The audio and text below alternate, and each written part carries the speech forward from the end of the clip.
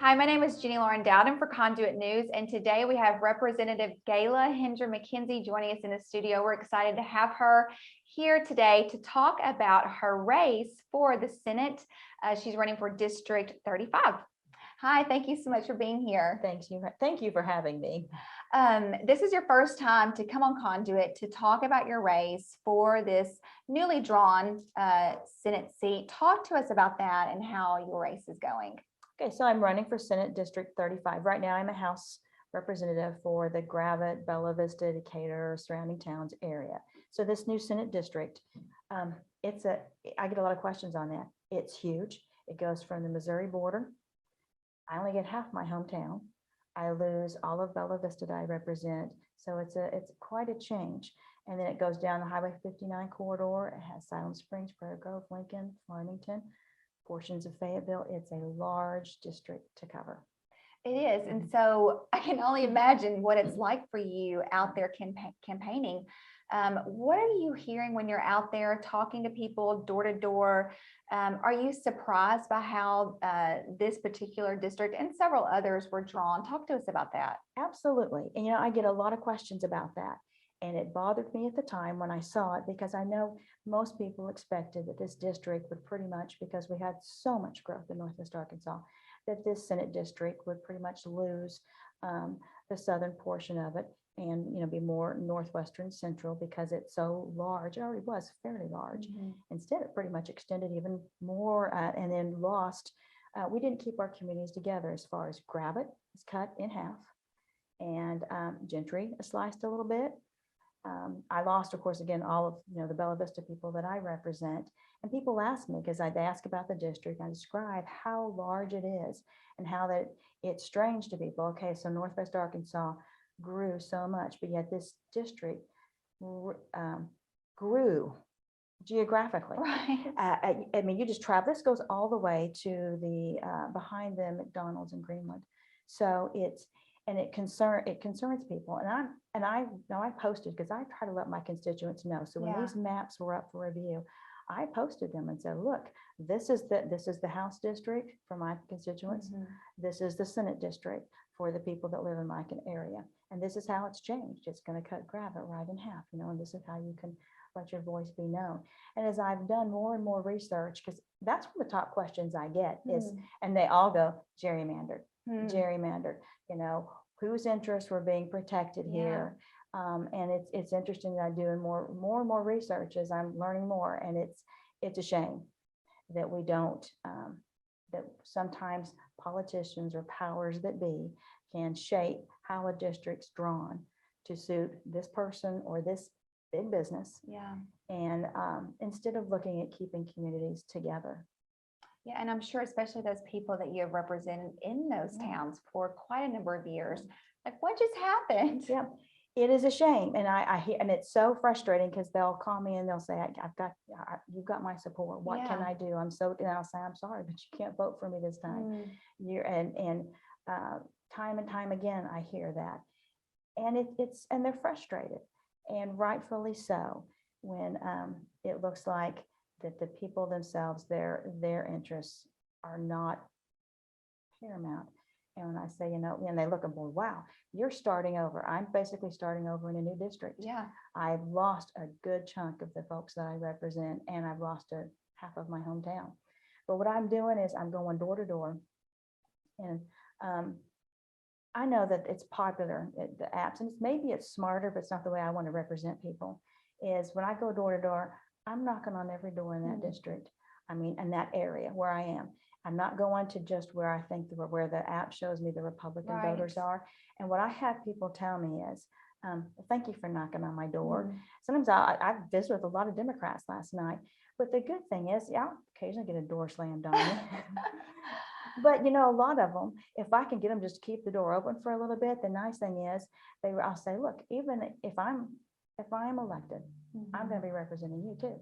I want you to know I'm accountable, I'm transparent.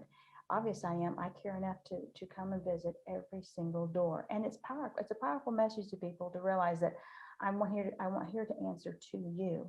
Right. And I'm not just looking for votes. Right. I'm looking to represent people, and I want them to meet me. I think that that is something that has resonated with so many Arkansans, particularly your voters in your area. As you've served, you are fully transparent. You are always accountable. You come across as being accountable to those in your district and in the state.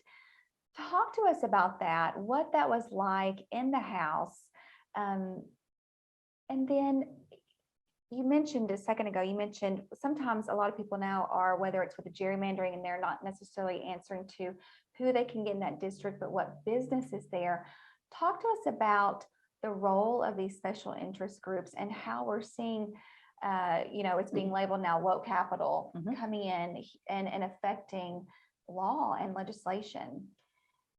This is so important, I believe, for people to, and one of the things I try to do with my constituents is push out the information to them before they even, because they don't know to ask, and it's not their fault. They're living their lives. Yeah. And they're not up there seeing what we're seeing. And I believe accountable representatives are pushing this information out to people. So it is frustrating, bill after bill after bill, especially in the Education Committee, and I'm serving on it for my first time this session. And people don't realize big business is a big player in education. And a lot of the bills even that fly under the radar shouldn't be. And so what I have found is that if you, early on, I believe, first of all, in reading the bills, and I get angry, and I'll talk about this forever. We have too many bills, and that flies in the face. We just think you're passionate. Yeah. Limited government does not mean how many bills can I pass this session. It is, what is the matter with us that we think that that's a sign of success? The more bills that I introduce, because then we can't get through them all and we get bad legislation. But then, so I believe in reading the bills, and if it's a bad bill, I always going to vote against it. But what I think, and where I sometimes can really, big business, sometimes they understand in Northwest Arkansas that they're going to be Republicans and they're going to be conservatives elected. And you can get along fine as long as, go ahead and vote against this bill, as long as you don't help kill it. And that's not my mentality. If it's a bad bill, I've learned it's not enough just telling people I voted against it. If I believe it's a bad bill, and there are plenty of them, and especially if big business is supporting this program, this new engineering we're going to do, in as far as coming into the schools, and we're getting away from grades and what the primary job of schools, and coming in here and doing the things exactly that parents aren't wanting. And these programs are not getting like I said, they're not getting the attention they should. But what I've decided is it's not enough just to say I voted against it, because people have to live under that bill. And so I believe you should work to beat it. And that's where you really start making people unhappy with you, when they realize she's just not going to be that quiet little no over there, but she's going to reach out to her constituents. She's going to shine the light on what's going on, and then give them the tools and say, if you think that this is bad, if this is a bad way to spend our money, if you don't want our teachers spending their time doing this, as opposed to spending their time teaching, taking away the local control that we so need, this is how you can help to defeat this bill. And so whether it's in education or across the board, we have to take the stand, and we need people who will not just sit on the bench, ride the fence, but that will stand up no matter the cost and take the stand and try to defeat bad legislation, or in the case when it's a good bill that we've got to get across the finish line, and big business maybe doesn't want to get it across the finish line. Are you going to stand up and work, even if it means it might hurt your reelection prospects? So I think that people sometimes get discouraged, because I think no one's listening to us.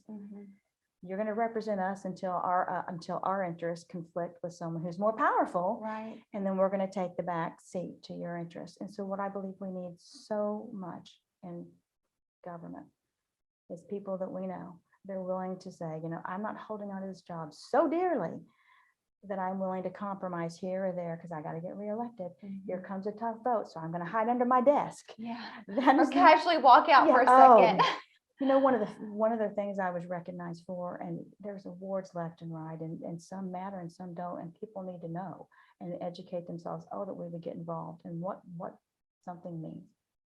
But I got recognized for being, I think, the top legislator in the House of Representatives for casting a vote. You have a yes button, you have a no button, you have a present button. That present button, I believe, is to signify that I'm there. Right. And used occasionally if I actually have a real conflict of interest, which is rare, but it can happen. So that you need to utilize it then. But when a bad bill comes along, or one that you don't want to take a stand on, to hit that present button is just, I had an opinion, but I'm here and collecting a check. Right. Or to hit that, or to walk away. Yeah. So you have a no vote on there. And that way you can tell whoever you're talking to, oh, I was going to vote for that. I just had to take a call. Or, oh, you're against it. I was against it too. I had to take a call. Right. Hit the button. The people are paying me to be up there, and you need to squeeze every minute out of life that you can and every day of living. And if you're going to be a legislator, I believe you need to be squeezing every bit of representation you can give to the people while you're there. And if it means you have 2, 3, 4 opponents, however many opponents are going to come at you from big business because you took a stand, I'd rather do that and go home than hide under my desk for the hard votes and hope I get reelected the next time. We appreciate that. Talk to us about this past session, things that went well in your opinion and things that could have gone better. Good question. I don't get asked that very much. Things that went well. I believe we did get some good legislation. The Fairness in Women's Sports Bill, so important. And my most favorite bills are the ones that were constituent driven. The ones where the constituents were telling you, we need this bill.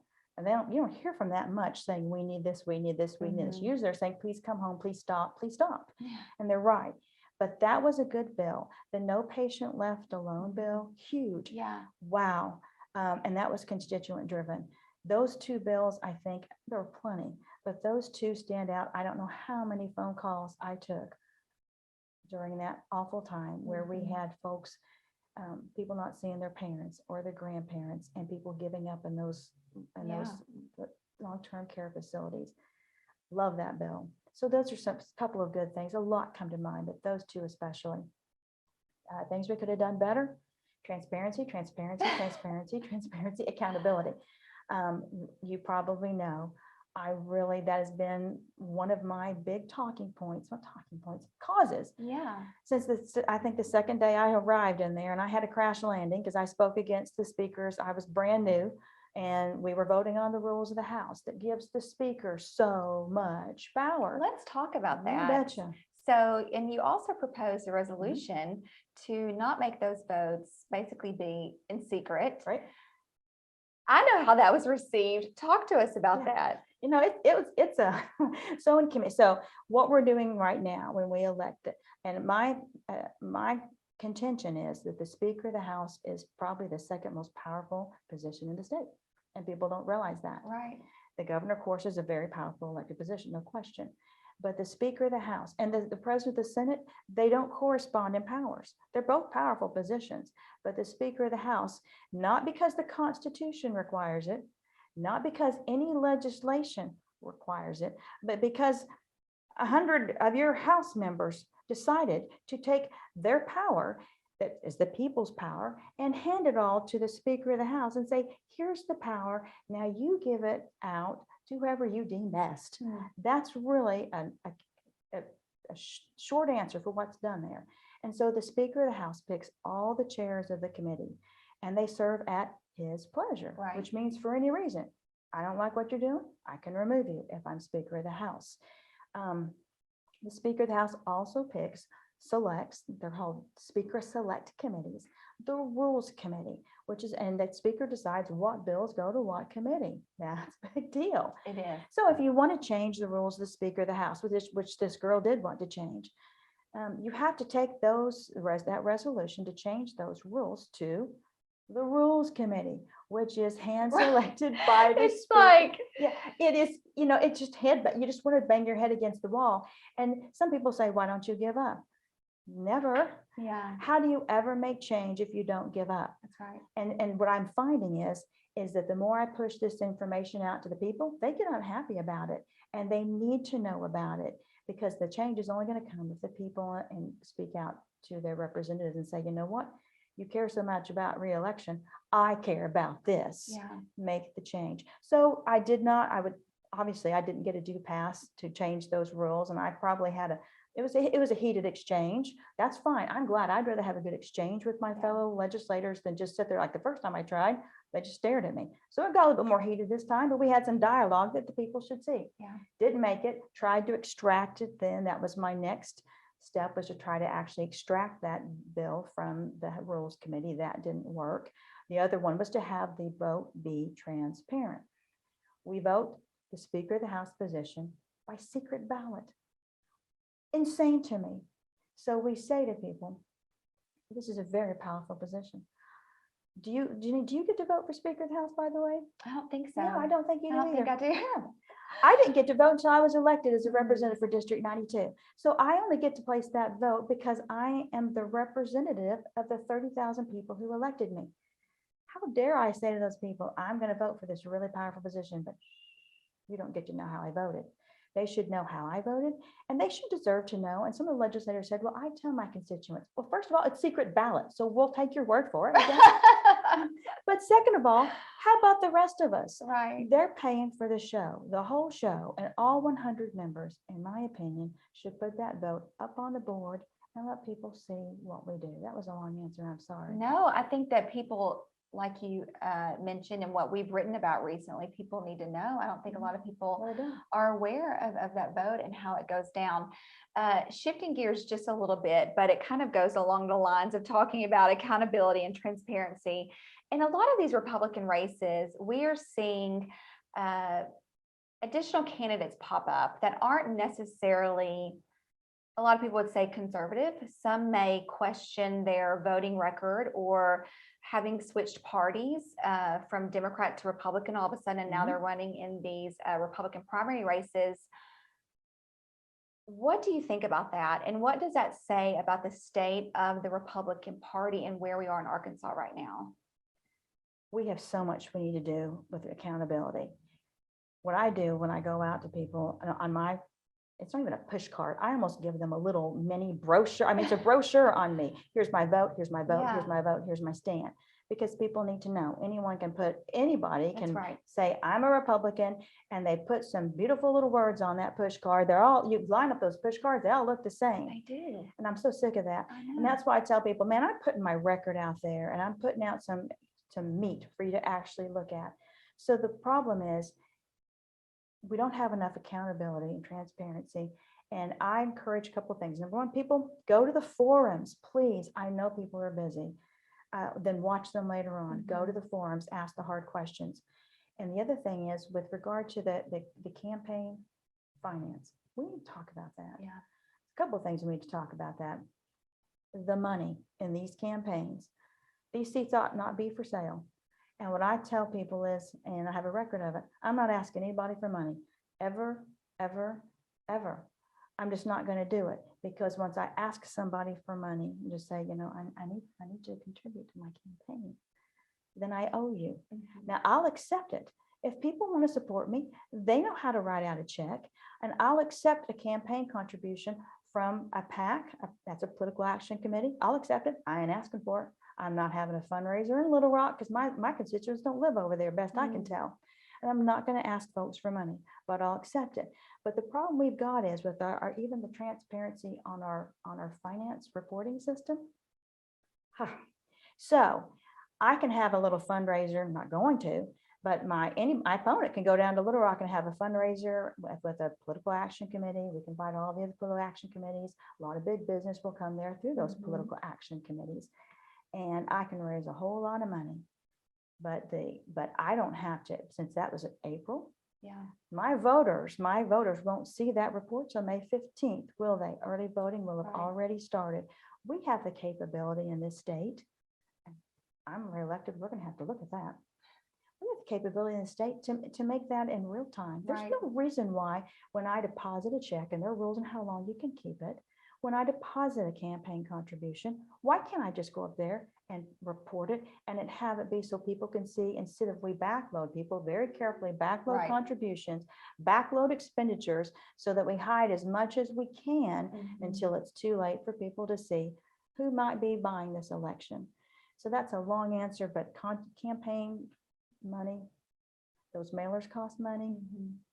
And if they're not going to be any more than just, I'm Republican, Right. I'm conservative, I'm this, Yeah. do you have the record to show it? Now, we want new people in office, sure, but we've got to vet them. I'm not all saying it should not at all, but we need how's the best way we can vet them, find out, are you real? Take a look at their voting records. Where'd you vote the last couple elections?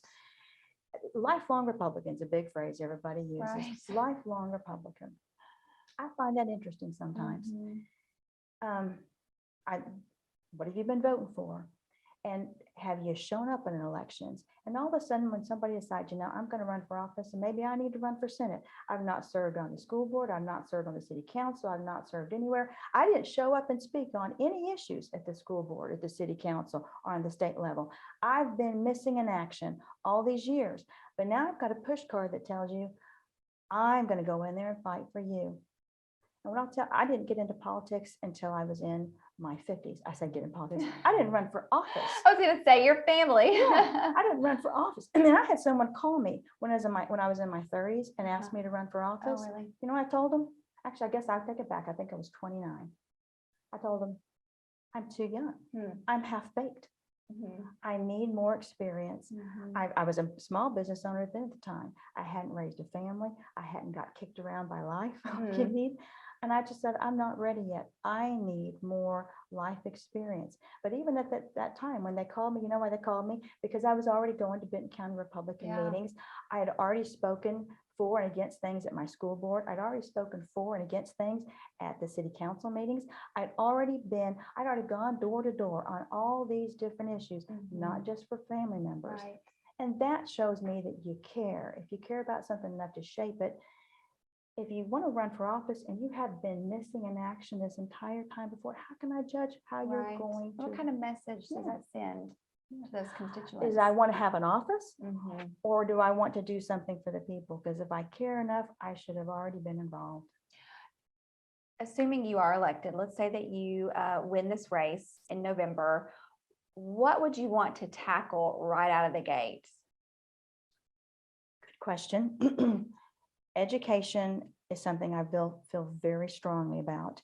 And I've been on the education committee. Like I said, this is my first year on it. And I'm frustrated. Everyone's frustrated in education. We see more money's being spent. We see we're not getting the results. So money's not necessarily the answer, then, is it? And I see, I like to read the bills. I get angry reading the bills, but they need to be read. I like to do the research on the bills because somebody needs to be doing that. And I like to do, when I say research, I want to dig, because I found more money and waste in education. It's there. And I like to reach out to my constituents, teachers, administrators, school board members. There's some good school board members out there, and they're in the trenches, and I appreciate them. And I like their input. Teachers, parents, everyone I know that I believe has a good head on their shoulders. If they don't, I want to hear their input. But I reach out to people what are your thoughts on this and on this, and how can we make it better? I could talk education all day with people.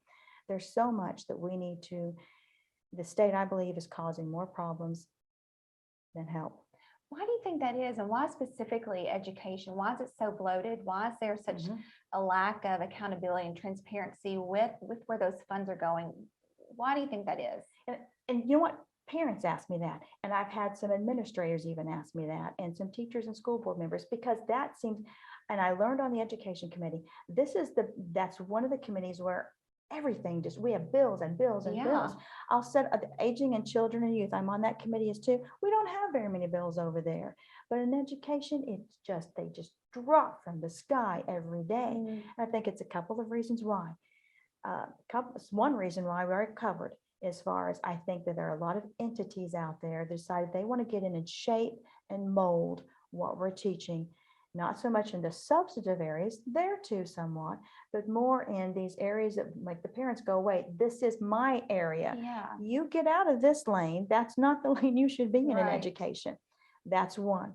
Another one is, I think that's a bill that legislators, I believe, everyone feels like they have some experience in education. Not everybody wants to go in and do a bill in judiciary. It may not be your thing. Revenue and tax, that gets a little meaty too. Everyone feels like they can talk education. That's one thing. So when you're a new legislator there, they'll walk around and ask you. And that's where if I had one word, maybe two, I think I'm outspoken and will take a hard stand. I'm also known for being different. And I think different is good. My first session there, people will walk by me and say to me, tell me about the bills you're running. And I'd say, I'm running one. And I would get this response every time. Oh, you'll get the hang of it. I'm like, Thank you. I'm actually proud of that. Right. I wish that you would quit Right. because I'm having to run through these every night. Right. And so I think the mindset is that I need to run bills, and therefore education is an easy one where I can come up with bills to run. And that's why we get so much junk. Yeah. Yes. And that's Junk. probably a polite way of saying it. And another thing I see is we have so many education bills I ran across in the committee this year. And when you go research on them, they came from bills that are being introduced by Democrats in Washington. Yeah. I mean, verbatim. And I'm thinking, where are you all getting these bills? Republicans are running them. But when I do the research, it is a verbatim bill that's being, unfortunately, because it was presented back when we had a majority, but a bill that was sponsored by Democrats. And yet it comes down to Arkansas and we have a Republican sponsoring it. And that's why it is so confusing at times when I hear Republican leaders say, we're the reddest state. We are the reddest state. Well, you know what? We may have the most Republicans. We have the supermajority. We have a Republican governor. I would not say that we are a red state. I would not say that we legislate like a red state. Florida legislates like a red state. And I think some people who are starting to wake up to the landscape, they're saying, wait, why are we not able to accomplish what they're accomplishing in Florida? I mean, they just, ripped the Band-Aid off of Disney and pushed back on them. I mean, it seems like every turn that you make, they are pushing back on just the woke indoctrination happening in the public school system. And I think a lot of voters right now are concerned, okay, this person has an R beside their name. But unlike you mentioned earlier, what does that even mean anymore? Look at what we've got in the past several years here in Arkansas. How do we combat that? So we have your record. Your record is outstanding. But for the people in your area, what are you saying? Okay, here's how I'm different. Here's how I will truly fight for you. Here's how I've been fighting for you. What do you tell those constituents, especially those who are not as familiar with you in these new areas, that you are the true conservative in this race? A couple of things. When I go door to door, I take a copy of my record as best I can. And like I said, my brochure is meaty. It's not just this. And then I say to them, ask me any question. And whenever they ask me a question, and at these forums, when someone asks a question, I say, I've got a record on it. And then I tell them specifically what that record is. So I say, ask me any question. And then I also want to, and it'll surprise them because I've got, do you have a hard question for me? And then, because sometimes they want to ask something, but they don't want to be rude. Then they'll come with it. And then we have a really good discussion. And I try not to just give them the talking points of a Republican Party. Right. I try to give them actual, first of all, you're hearing from my heart here right now. Who writes my brochures? I do. I don't have a campaign consultant doing my brochures. And I think people can tell that. And when I had a forum, the girl's talking from her heart. And I tell them, I point them to my Facebook page, and I ask them to do that for a couple of reasons. Because if you go back in the history, and I know people are busy, but at least it shows that I'm transparent. Because you go back year after year after year of me serving in the House, and my constituents that I'm parting company with, most of them, sadly, they know this, but I'm coming to people who don't know me. You go back and look at that, you'll see where, first of all, my policy is, I want to tell you what's going to happen before it happens to you, not after the fact. So here comes these bills, because again, they're living their lives. It's Yeah. our job, I believe, as a legislator to say, this is coming. There's some concerning education bills. This is coming in judiciary. I want to give your attention to. Hey, there's some tax bills coming up. And also individually, I reach out to farmers or pharmacists if it's going to touch them individually. This is coming. I want your input. And then what I try to do after the fact is, the House of Representatives provides a summary for the legislators, and it's fine. I'll use it occasionally, pretty rarely.